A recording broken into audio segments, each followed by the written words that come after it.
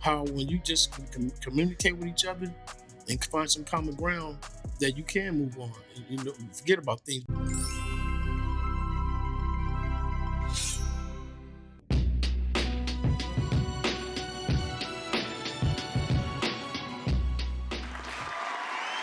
With purpose and passion. Boy, do we have a great episode today.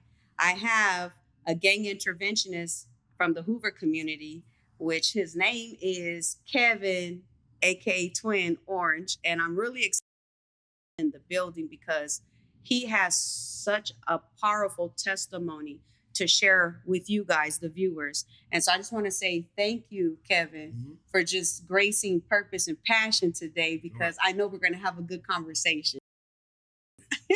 We're going to do it. Yes.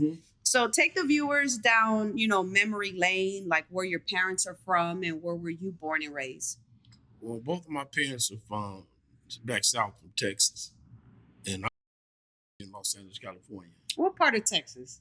Big Sandy in Fort Worth, Texas. Oh, no, in Tyler. I mean, Tyler, Texas, and Big Sandy, Texas. Okay. Yeah. I love Texas. I don't like the heat and the mosquitoes. No, I just got back from Texas Saturday. Oh, my gosh. Yeah. Did you get some gumbo? No, I just looking for the bar. That's right. I don't blame you. Like, some of their barbecue grills are so huge, you can put a human body in it. Yeah. Like, wow. So being born and raised in Los Angeles, how was that for you? How was your childhood? My childhood was good. I had both parents. I had some older siblings, like two older brothers, sister, and I had a twin brother. But my household was good, both parents working, we educated, so they gave us a good foundation. It was church every Sunday school before church, during the summer vacation Bible school. Wow. So you were merging the word of God, right? Yeah, they put that foundation in us, not knowing that I was going to need it later on in my life. That's right. That's right. Yeah. So did you ever experience in your junior high and high school being bullied or anything of that nature? Or were you the bully? Yeah. Dang. I was, because it's due to me having cousins older than me that preceded us in junior high school before we got there. So when we was in the 5th, 6th grade, for the summer, we would check into just summer school at junior high schools. They didn't ask for no information, so we would go there. So when we got there in the 7th, 6th grade, they were like, 7th grade, they were like, hey, what you doing? You supposed to be in the 8th grade. No, I said, I was still in elementary when I was going. Supposed to be here. Yeah. So what made you do that? Because my cousins was there and all my friends was there. So we just wanted to be with them during the summer. Oh my God, that is so hilarious. Oh my gosh. So then when did you find yourself at-risk youth? Like, when did that happen when you started to live that lifestyle of gangbanging? Well, I incorporated probably like the 5th or 6th grade because, like I said, I had an older brother that went to camp and then he got out. But I just know the power that possessed for him, because I remember we walked through the alley coming from elementary school, me, my brother, a couple of friends, and the guy jumped out and was finna rob us. Yeah. And we sitting there looking at him like, and one guy came up to the man, that's Ray Bonham's little brother. Please don't tell your brother. And I'm looking like, whoa, so that just, to me, it's like, man. So another incident happened, and I used my brother's name, and I'm like, okay, that's the power I want. I want people to respect me and fear me. Yeah. Right there from 5th or 6th grade when I started claiming. Wow. Yeah. But wasn't active, just claiming, Yes. Our little circle of friends, this is what we would do. Yeah. Because most of us had older brothers, so we were like, this is where we from. When I think about a baby boy, because for people that are not from California or Los Angeles, we found out what was Hoover when they saw it on that man's back on Baby Boy movie. You know what I mean? Yes. And so it became very popular as well. You know what I mean? And so obviously you growing up in that environment, because it was at that time the gang culture was fascinating. It was a different time. Yes. You know what I mean? Versus now, it's totally different. Right. Yeah.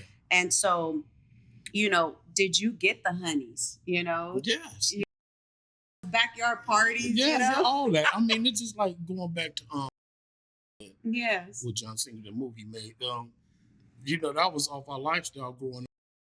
So John, Jimmy, and Michael, they all grew up together. But he imitated my brother's life and my other homeboy named Robert String. He imitated our life through them three characters. But we know who they was in the movies. Yeah, that was Boyz n the Hood was off our lifestyle growing up in that community. Yeah, Boyz n the Hood was one of those movies you will never forget. Right.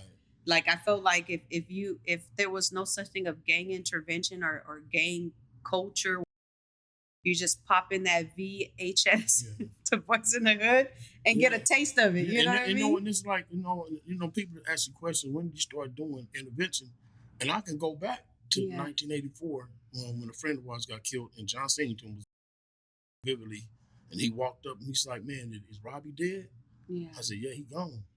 So we was loading up, getting in the car, getting ready to go retaliate. Yes. And he walked up. He had stole his daddy gun. He walked up to the car, and he like, let me in. I'm like, no, man, what you doing? Yes. I said, we gotta go. I said, that's my daddy gun. I said, no, I can't let you get in this car. Yes. But in Boyz n the Hood, the scene where he was in the car and he told him to stop and let him out, it didn't happen that way. I never let him get in that car, and from then it was just different, you know what I mean? Yeah. And so I felt like protecting him more than getting him involved into this lifestyle. And that just changed his life completely. When he captured everything from that day, that what he did with the trauma, how it affected him. He captured it and he just put it, wrote it down and made a movie off of it. So that was created, Boyz n the Hood was created and Baby Boy was created from that street. Wow. From the characters over there. That, and you know what, and rest in peace to John. It was a very, there's a word I want to use, very creative. Yes, yeah. Because I'm looking at the Snowfall. You refresh my memory right now. I'm like, man, he did Snowfall. I had to represent him, it's like he left a lot and did a lot for Los Angeles, because when he would incorporate African American men and women and seniors, to get paid when they come out there filming. He stayed grounded, and not bothering them, his mother and credit for keeping him grounded and making him aware of who he is as a black man. Yeah, definitely. I was I remember when he was engaged to my friend, and they had and then when I found out that you were close to him and I'm close to his fiance, I'm like, it's a small world. It's a small world, and just sometimes I think back about in this situation, the day that Nipsey Hussle was gunned down,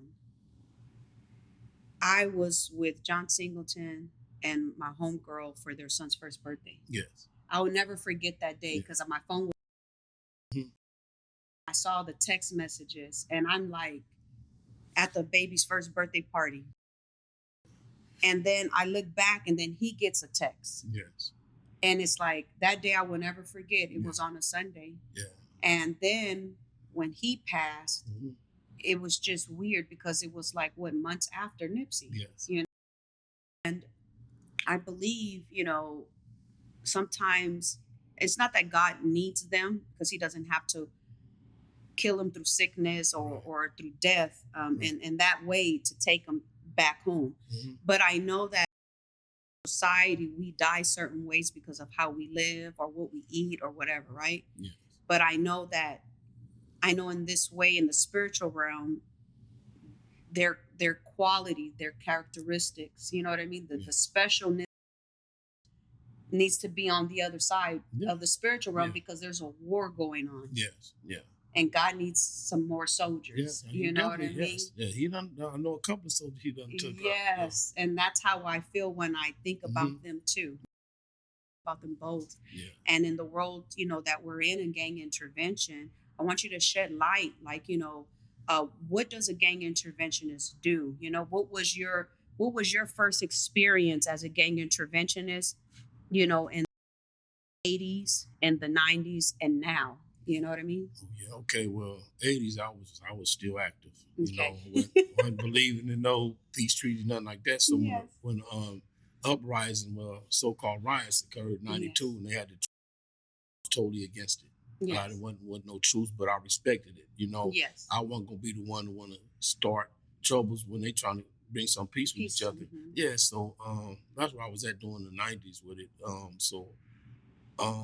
And then when they first started talking about coming to the hood and talking about police, and I'm like, man, ain't no way I'm going to be dealing with you. You dealing with the police car, because it was the cars they had on, the tire. They looked like police officers. They didn't look like they were still homies on the street. So, and then, you know, years, probably 10 years later after that, I found myself in that same circle by doing an intervention, but it was through other people coming to get me. Like, hey, we need you to be a part of this, you know. So when I went to a meeting, I see dudes that I was once rivals with talking to different. So I'm like, I can do that.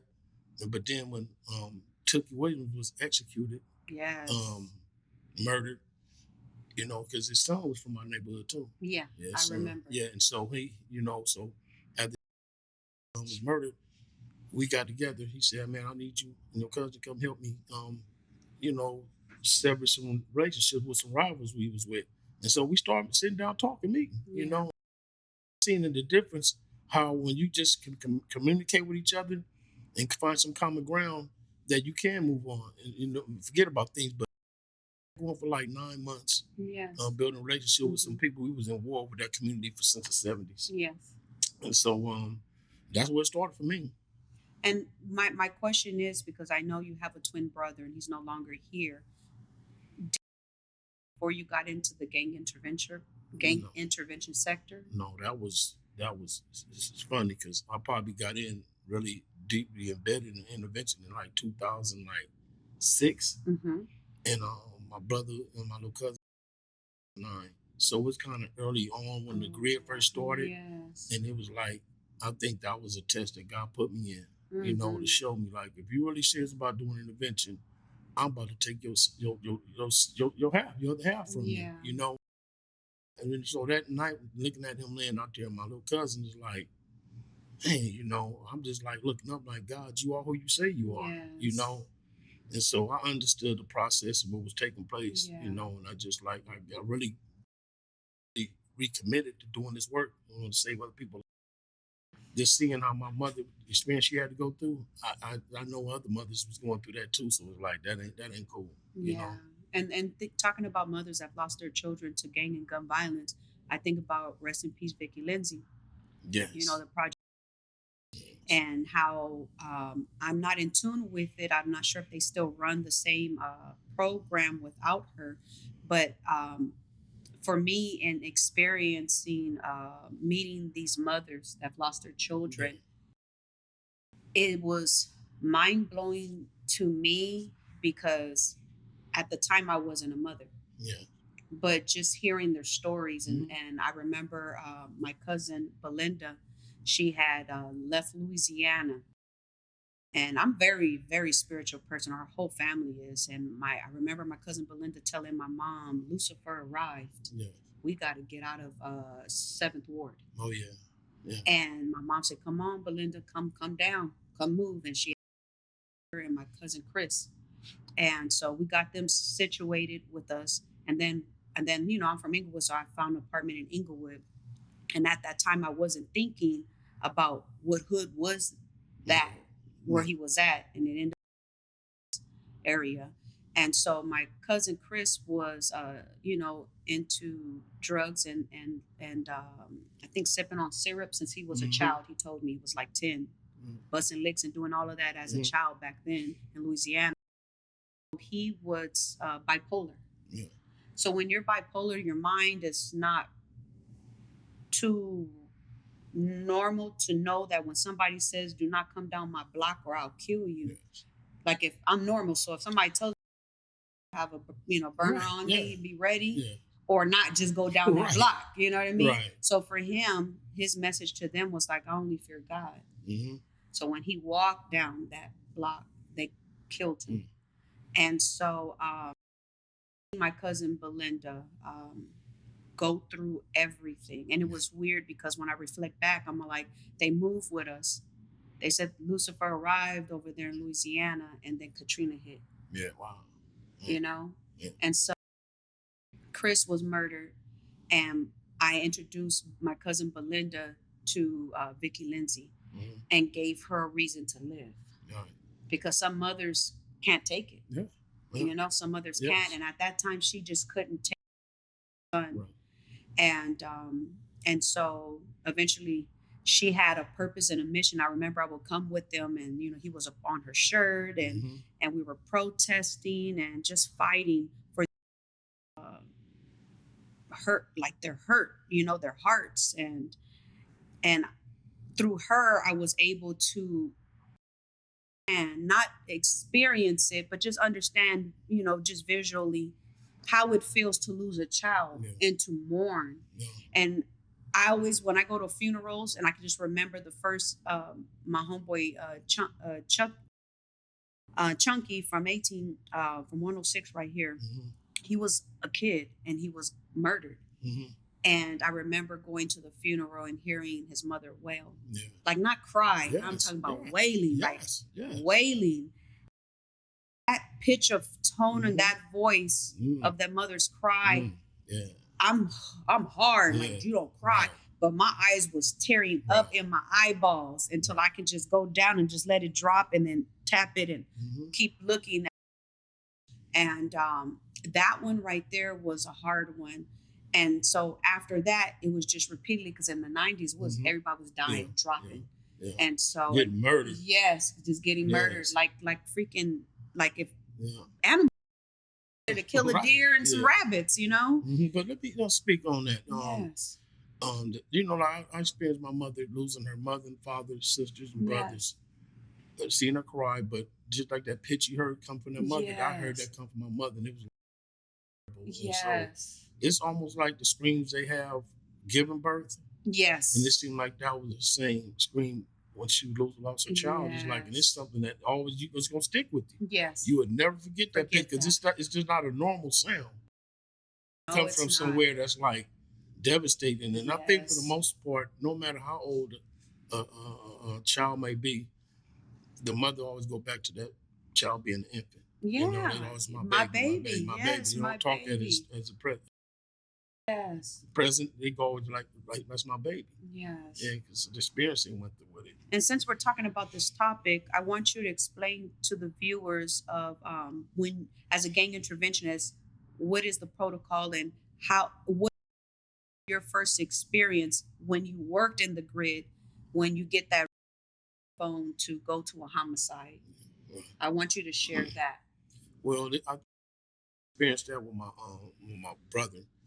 It gave me a better idea how to approach a family. You know, because most people when you deal with a family, they want you to go get information. I'm not going to get no information from them. I want to get a mother all the time to deal with every emotions that she's going through. Because the one time I went to one scene, the mother went out there and her son was shot in the head. He landed down there dead, brain matter.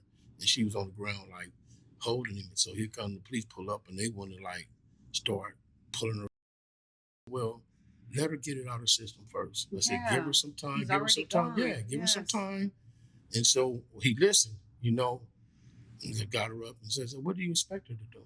You know, how do you expect her to get over there and be calm? It's like, no. It's just like, it was their mother, and it was them, man. They get the same reaction gonna come from her. So just give them time to get whatever's out of their system and then deal with the stuff. Wow. Believing Before Seeing, a new book by Candace Barr, teaching you how to believe into existence. Available now for pre-order. One of my experience in when I was doing gang intervention with Aztec Rising, it was interesting because now, but back then I didn't. Back then I didn't, but I knew a friend of mine that did. And I remember we were in, you know, Pico Union, and the mother, you know, she spoke Spanish, but she understand English. And I don't speak Spanish, but I understand enough to how we communicate, but we made it happen. Right. And she had told me she got a raise and she wanted to get life insurance for her and her son. And so at the time it was a family meeting, but while the agent and the mother was sitting down talking their personal business. So me and him was just jotting out his goals. He was like, I want to get my GED. I got him a job, and he was doing construction, but he wanted to get. Next step was for him to become an electrician. In order to become an electrician, for internship or apprenticeship, you have to have a B in math. Okay. So I was telling him, you got to make sure you get high math grades to become an electrician. And so every around Christmas, I get a racer, and they said, a Latino male and 20 years old, shot in the head. And so I rushed to the scene, and they had a sheet on him, and the Rampart law enforcement says, Miss Raina, you might know this young man. And I said, what do you mean? It's like, I think he came with us as a group when we went to the Dodgers. And I'm like, what? As soon as he pulled it out, pulled the white cloth, I saw his face, and I'm just like, and I had to hold my composure because I wanted to die inside, because I'm just like, I work with his mother. I help. He was a good kid, like his transition. And it seems like when people start to transition, that's when they get gunned down. Versus being wild and wicked and just living a long life. And so they told me, mom, and I said, yeah, I'll go right now, but just give me a business card, so I can send it to the mom. And a woman's intuition. So she was up already. It was 3 something in the morning. And she was drinking coffee, and I knocked on the door, and she, son, and I was like, muerto, and then she just started crying. And she was like I knew something was wrong. That's why I was up waiting for him. And so fast forward, what she, and we didn't have to do the victims of crime, because she called me and told me I received a check in the mail for $250,000. Wow. And that changed her life and her son that was incarcerated. He was put there by the scandal. Able to use that money to get her son out of prison. She was able to give him the best Catholic service ever. I've never seen a beautiful coffin with flowers as a rosary. Never. It was full Mexican tradition Catholic service. And then she told me, I don't know what to do. And I said, move far away, especially if your son is coming out, move far away. And she did. She purchased a house and started a taco business in Moreno Valley. And her son came out of prison and went to work, and it's a family business. So even though it was hard for her to lose her child, but in the process of that life insurance, she was able to help her son and help herself and get out of that rut that she was in, because they were living hard, like 1-bedroom apartment. And so she basically saved her kid. Yes. And so when I think about that, that's why I promote life insurance, because sometimes it is death. No, definitely. And so while we're going to experience, why not be prepared so we can leave our children, our spouse, or our, whoever is left over that we've decided to put in a beneficiary to grieve the process of trying to raise money and be stressed out to bury a loved one. Like it's traumatic already to lose our loved one to gang or gun violence, but it's also worse when you got to stress to fundraise to bury your loved one. And I'm just going into some of these mortuaries and cemeteries, helping these families, most of them don't have no compassion for them coming in there. Once they know they got better crime check in there, they're trying to eat all that check up instead of helping through the process. Like, no, what kind of service you trying to have? Okay, well, it'd be best to purchase this casket and get buried here. But it seemed like the mortuary, they would let you $1,000 just on that casket. And then you got to find out how you're going to bury them. So I think they need to be more educated and compassionate to the families. Definitely. Yes, I agree. Man, so the gang intervention world, when you started your nonprofit, what year did you nonprofit? 2006. Now talk more about that. Introduce the viewers, the name of your nonprofit and what your nonprofit does. Well, the name of my nonprofit is Advocates for Peace and Urban Unity. It was created from Louis Baptiste, Big Rat, and Quincy Mitchell, Cue Ball. Them two brothers set out to make a difference in our community. And so they, along with us three and some other homies that grew up, we decided we wanted to provide in Manchester. And it wasn't no office, it just was open area. So we had like 2 high schools with kids attending that was no longer attend traditional schools. So we just made a safe passage for them to get back and from school, to make sure that when, like Christmas come around, they get phones, so they won't get robbed for them. So we solidified that and made it safe for that intersection. And even though we're not there now, it's still like we're still there. So there's not no crime and big things going on over there. So we made a difference that way. And we here now. We figure like 17 years later, we overseeing a $1 million contract through the Los Angeles Mayor's Office. Yes. And we overseeing contracts through the Department of Public Health, the Office of Violence Prevention, which I am founder for Office of Violence Prevention. And also I'm a founder for Trauma Prevention Initiative, which is in the county for the unincorporated area, because I experienced that with no services there for an incorporated area like the city have for the grid. And I knocked on the door to find them services where we can start helping our communities. Because I look at, me starting off dealing with grid, we were dealing with the violence, but now we get to the core of it, and that's the trauma. Yes, it's the trauma that's haven't been diagnosed, treated back in the 80s and 90s. So as trauma impacted communities. So that's my whole focus when I'm dealing with the people in the community. It's how do I alleviate that trauma that they're going to experience? Ones who do get shot and experience panic attacks, anxiety attacks, that we hear, to walk them through that process. And like, you're not going crazy, you're not dumb. You're not crazy, you're not losing your mind. All them panic attacks and anxiety attacks, that's a post-experience from being shot up or witnessing somebody getting murdered. And I noticed that because I was shot 8 times too and experienced panic attacks and anxiety attacks. So I understand the whole realm of it now. And it's like God sent me through every aspect that I was going to have to deal with to help a family. I had experienced myself. You said 8 times? Yes. Yeah. Not different times, at one time. 8 bullets? Yeah. Yes. Wow. Mm-hmm. How did that feel? Man, that had a out-of-body experience, because I was outside looking at myself, and I was gone, you know what I mean? And I was at a place that was not here, you know, and I was like, it was just crazy where I was at, because I looked in front of me, it was like, just felt so good, and just warmed, and I looked to this side, stuck my head in hard trees, just like a place like might be hell or something, but I'm like, I guess it was my conversation with the creator, and I'm like, I'm ready. Yeah. If you can have me right now, and the last word that came out my mouth, he put me right back in here and told me, be still. Next thing so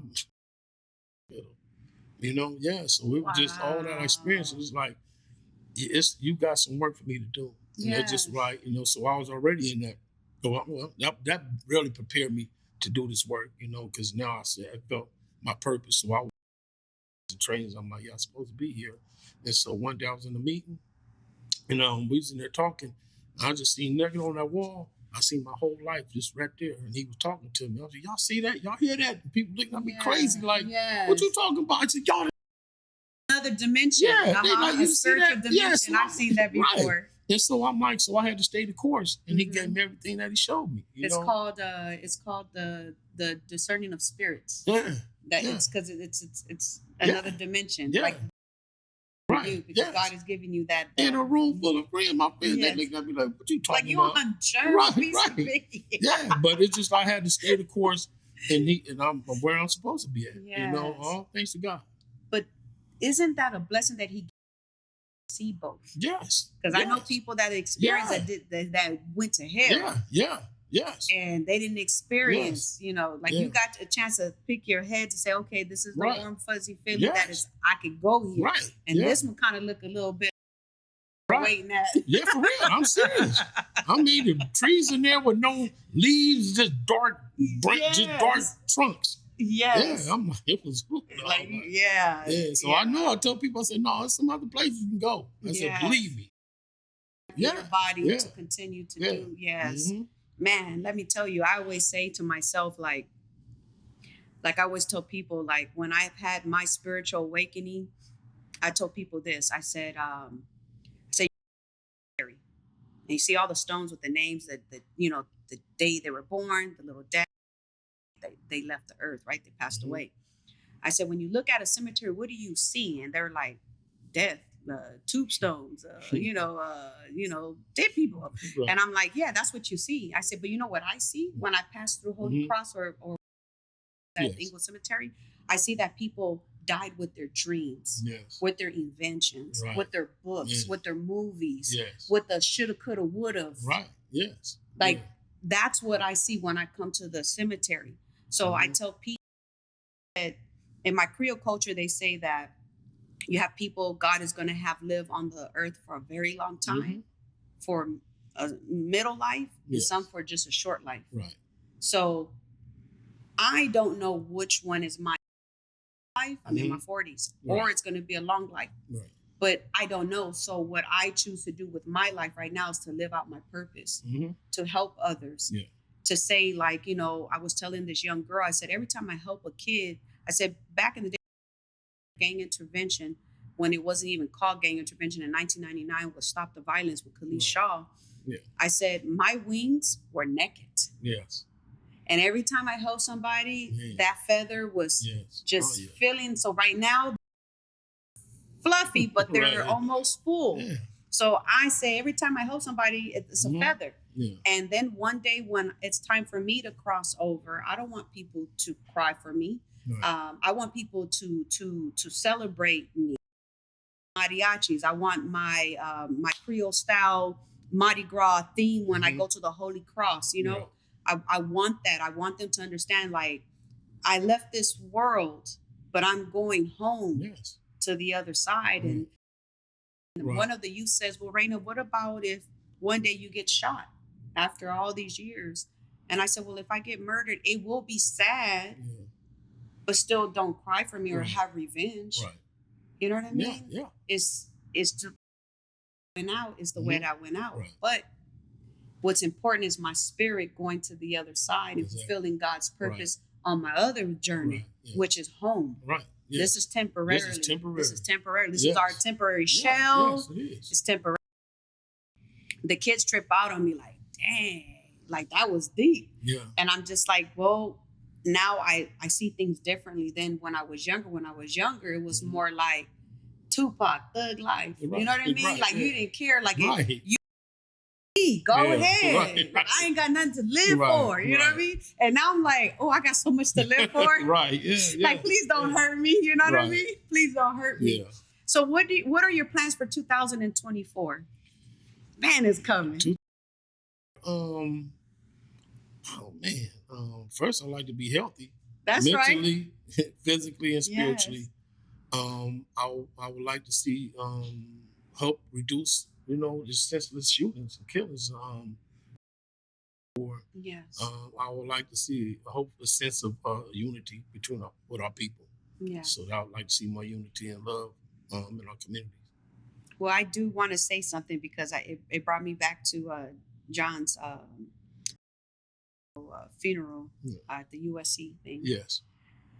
And, and he has his son, his last baby. Yes. I'm thinking hopefully in 2024, we can probably do a John Singleton Day in your community. Yes. Where we get the radio, see the, whatever children come. Yes. But I know Seven and his mom will be there. Yes. And I think it's important to celebrate them because you said something, it came to me right now. Yes. You know what I mean? Yes. Like people forget.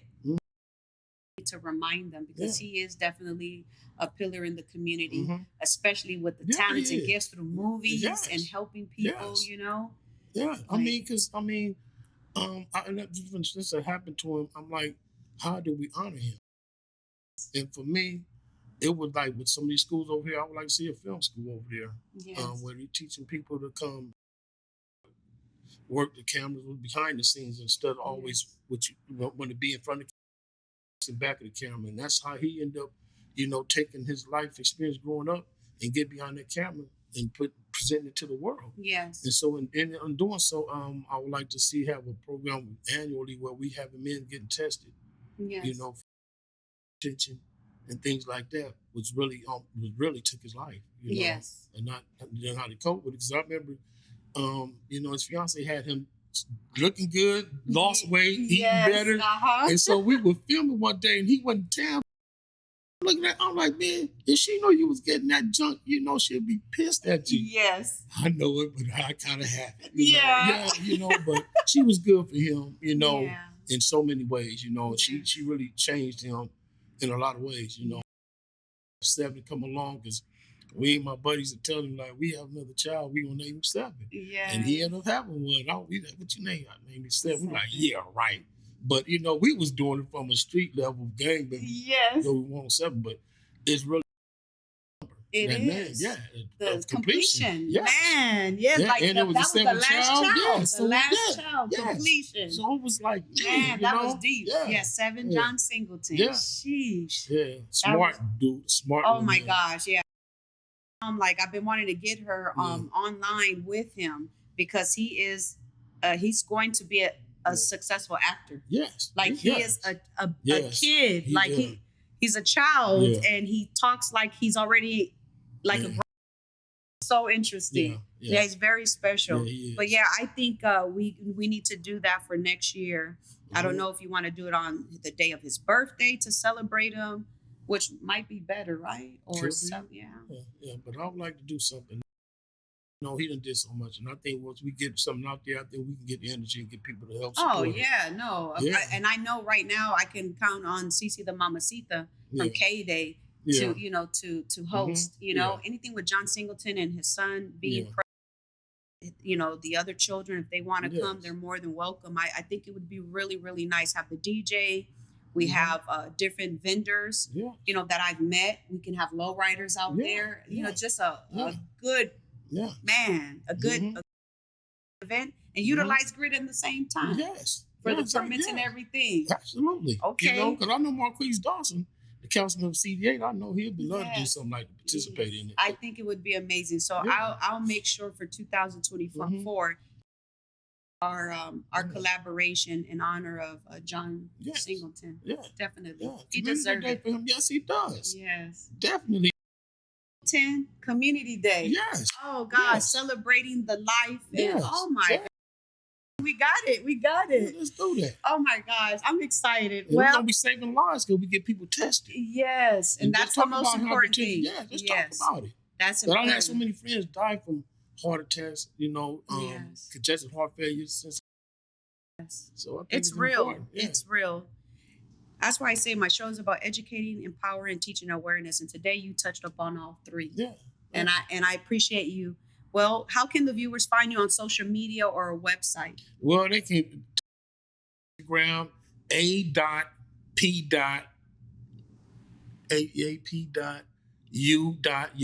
APUU. And we'll make sure to post it. Thank you so much, Twin, for gracing purpose and passion. Yeah. I want to give you your flowers today. You're an amazing man in your community. Yeah. I love you like a big brother. Love you more. Okay? Yes. And I'm just really happy that I had you here to share your testimony to inspire those viewers to dream big and put God first. Always. God over everything. Yes. Well, until then, this is Raina Carrillo signing out. But before I sign out, hold on. I have this show. And this is my old school party crew. Feed My Highness. So if you go on Instagram to Feed My Highness, you will you can text my homegirl Kim. She actually drew this on a flyer back in the 90s. And so now she puts it on shirts.